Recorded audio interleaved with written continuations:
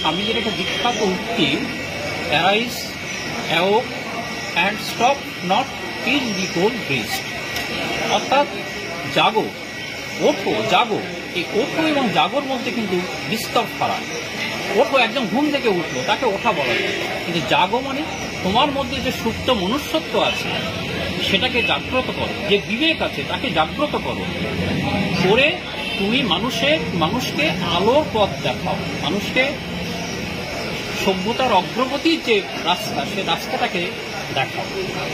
সুতরাং আজ সুন্দরবনের নোনা মাটি থেকে জন্মে আমি আজ রাইসিনা হিলসে পদ্মশ্রী সম্মানে সম্মানিত হয়েছি। এর জন্য আমি গর্ববোধ করি।